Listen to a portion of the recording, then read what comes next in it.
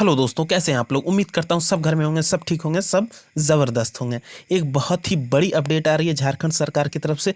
जी हां, स्कूली शिक्षा एवं साक्षरता विभाग में एक बहुत ही बड़ी अपडेट है, जो कि कार्यालय क्षेत्रीय शिक्षा उपनिदेशक दक्षिणी छोटा नागपुर प्रमंडल रांची है। यहाँ पे 2 वर्ष की शिक्षक प्रशिक्षण पाठ्यक्रम जो कि सत्र 2017-19 की है, यहाँ पे नामांकन हेतु कार्यालय के विज्ञप्ति संख्या 1/2020 के द्वारा दक्षिणी छोटा नागपुर प्रमंडल रांची के अंतर्गत राजकीय प्राथमिक शिक्षक शिक्षा महाविद्यालयों बुंडू सिमडेगा तथा जिला शिक्षा एवं प्रशिक्षण संस्थान डायट रातू रांची के लिए आवश्यक पात्रता रखने वाले छात्र छात्राओं से कार्यालय की वेबसाइट जो कि www.rddescdrranchi.com है, इस पे आप जाके आवेदन कर सकते हैं। और आवेदन जो होगा आपका ऑनलाइन के माध्यम से ही होगा।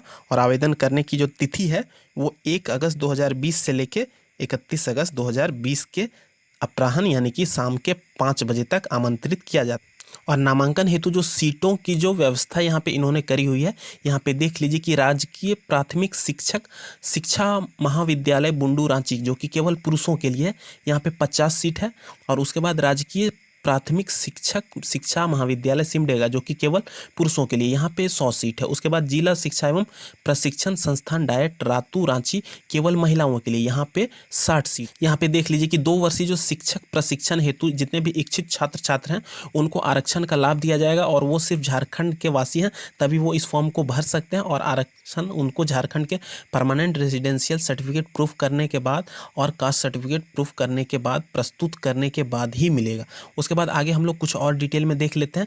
यहाँ पे इन्होंने मेंशन करी हुई है कि ये कब का नोटिफिकेशन है, क्या है, उसको जानने का ज़्यादा ज़रूरत नहीं है। और यहाँ पे आप इसकी जो ऑफिशियल वेबसाइट है इसकी लिंक मैं आपको अपने वीडियो के डिस्क्रिप्शन बॉक्स में दे दूंगा, वहाँ पे जाके आप इस फॉर्म को भर सकते हैं। और फॉर्म भरने की जो डेट है वही 1/8/2020 से शुरू होकर 31/8/2020 यानी कि 31/8/2020 तक है और शाम के 5 बजे तक है। और यहाँ पे देख लीजिए कि दक्षिणी छोटा नागपुर प्रमंडल रांची में सीटों की संख्या तो यहाँ पे इन्होंने फिर से देके रखी।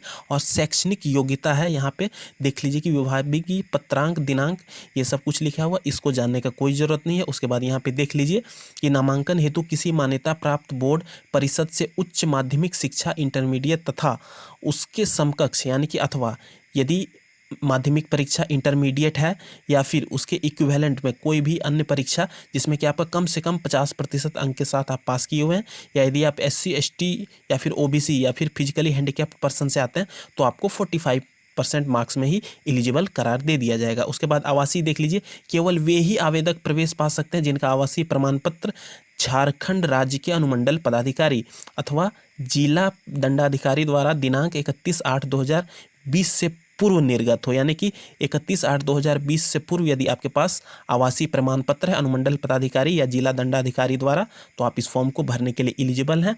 उसके अलावे आप इस फॉर्म को भरने के लिए एलिजिबल नहीं है। और यहाँ पे दिनांक 31 अगस्त 2020 के पश्चात निर्गत आवासीय प्रमाण पत्र है वो अमान्य हो जाएगा। यदि आप अभी बनवाना शुरू करते हैं और आपका बनते बनते 31 अगस्त से पार हो गया तो आप इस फॉर्म को भरने के लिए एलिजिबल नहीं है। और यहाँ पे इन्होंने लिखी है एज की कैलकुलेशन, ये जुलाई 2017 को रेफरेंस पॉइंट मान के कर रहे हैं और मिनिमम उस समय 18 साल होना चाहिए। उसके बाद आरक्षण का लाभ तो इन्होंने लिख दिया है कि आरक्षण कोटि के उम्मीदवार को संबंधित सक्षम पदाधिकारी या फिर आपका जो भी बोल लीजिए उसमें अनुमंडल पदाधिकारी जिला दंडाधिकारी द्वारा निर्गत जाति प्रमाण पत्र संलग्न करना अनिवार्य है।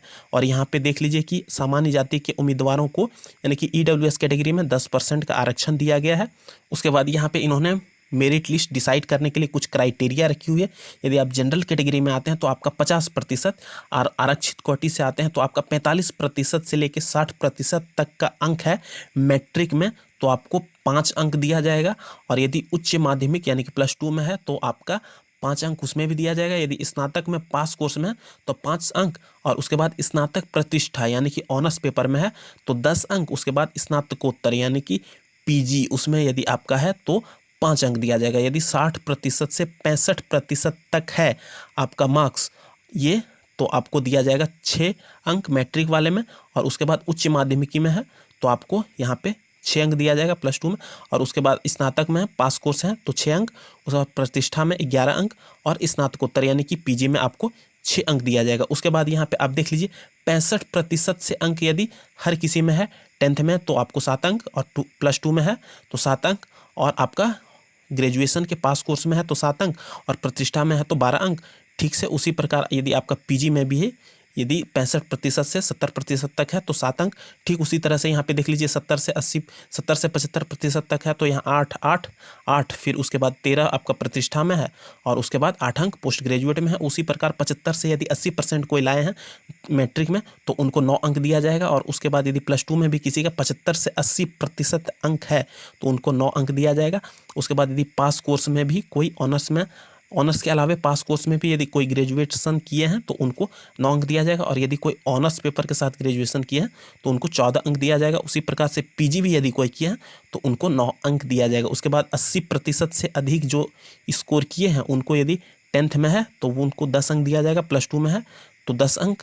और उसके बाद यदि पास कोर्स में है तो उनको 10 अंक और उसके बाद प्रतिष्ठा में है तो उनको 15 अंक। और उसके बाद यदि उनका पोस्ट ग्रेजुएट में भी 80% से ज़्यादा अंक है तो उनको 10 अंक दिया जाएगा। इसके अलावे यदि आपके पास एनसीसी का बी सर्टिफिकेट है तो आपको 2 अंक एक्स्ट्रा दिया जाएगा। एनसीसी का सी सर्टिफिकेट है तो 3 अंक एक्स्ट्रा दिया जाएगा। खेलकूद का यदि कोई प्रमाण पत्र है तो आपको 3 अंक। और उसके बाद खेलकूद में देश का प्रतिनिधि यदि आपने किया है, कभी प्रतिनिधित्व किया है तो आपको 5 अंक एक्स्ट्रा दिए जाएंगे। ये सारी क्राइटेरिया हो गई। इसको ये लोग बेसिस मान के और इसमें कुछ कैलकुलेशन करके आप खुद से जोड़ के देख सकते हैं कि आपका कितना मेरिट बन रहा है, उसको प्राथमिकता दी जाएगी। और यदि किसी 2 लड़के का सेम कैलकुलेशन हो जाता है मार्क्स का तो उनमें डेट ऑफ बर्थ को ये लोग रेफरेंस मान के कैलकुलेशन करेंगे। और यहाँ पे देख लीजिए कि सीटों का जो बंटवारा है वहाँ पे शिक्षण संस्थान में डीएलएड में आपको जो पढ़ाया जाएगा उसमें भाषा की, विज्ञान की और सामाजिक अध्ययन की इतनी सीटें हैं। आपका भाषा में आपका हिंदी, संस्कृत, अरबी, फारसी, उर्दू इसमें 30% है। उसके बाद अंग्रेजी में 10%, जनजातीय क्षेत्रीय भाषा में 10%, उसके बाद भौतिकी गणित में 15%, उसके बाद रसायन जीव विज्ञान में 15%, उसके बाद समाज अध्ययन यानी कि सामाजिक अध्ययन में इतिहास, भूगोल, नागरिक शास्त्र, अर्थशास्त्र, वाणिज्य में 20% यहाँ पे सीट का बंटवारा है। ये इसी में नामांकन होगा। उसके बाद फिजिकली हैंडीकैप्ड पर्सन को भी 5% आरक्षण दिया गया है। उसके बाद यहाँ पे निशक्ता की यहाँ पे प्रवर्ग किया हुआ है, यानी कि किस कैटेगरी को, अंधापन और कम दृष्टि वाले का 1 सीट है, बहरापन श्रवण निशक्तता के लिए यहाँ पे 1 सीट है। उसके बाद चलन निशक्तता में 1 सीट है। उसके बाद ऑटिज्म में 1 सीट है। उसके बाद मल्टीपल डिसेबिलिटीज़ में भी 1 सीट है। ठीक उसी प्रकार से यहाँ पे इन्होंने शुल्क का भी बंटवारा किया गया है। यदि कोई जनरल कैटेगरी के हैं तो उनको 100 रुपये पे करना होगा। उसके बाद पिछड़ा वर्ग को भी उतना ही और अत्यंत पिछड़ा एक्सट्रीमली बैकवर्ड क्लास के पब्लिक को भी 100 रुपये पे करना होगा। उसके बाद अनुसूचित जाति, अनुसूचित जनजाति के अभ्यर्थियों के लिए 30 रुपये का प्रावधान है। उसके बाद यहाँ पे अकाउंट नंबर दी गई है, चालान के माध्यम से भी कर सकते हैं, डिमांड ड्राफ्ट के माध्यम से भी कर सकते हैं। उसके बाद नामांकन शुल्क यहाँ पे जो है ये एडमिशन यदि आपका हो जाता है, सिलेक्शन हो जाता है तो यदि आप सामान्य, पिछड़ा, अत्यंत पिछड़ा, एक्सट्रीमली बैकवर्ड क्लासेस ये सारे के पब्लिक हैं तो आपको 3000 रुपये पे करना होगा। उसके बाद अनुसूचित जनजाति कोटि के उम्मीदवार हैं तो आपको 1000 रुपये पे करना होगा। यहाँ पे शिक्षण शुल्क आप देख लीजिए, शिक्षण शुल्क आपका 200 रुपये प्रतिमाह है। उसके बाद क्रीड़ा शुल्क खेलकूद के लिए 100 रुपये प्रतिमाह है। उसके बाद कॉमन रूम शुल्क 100 रुपये प्रतिमाह है। उसके बाद विद्युत प्रभार एवं अन्य शुल्क जो कि 100 रुपये प्रतिमाह है। उसके बाद महाविद्यालय विकास कोष जिसमें कि 1000 रुपये पूरे प्रशिक्षण अवधि में एक बार यानी कि 2 साल में एक बार पे करना होगा।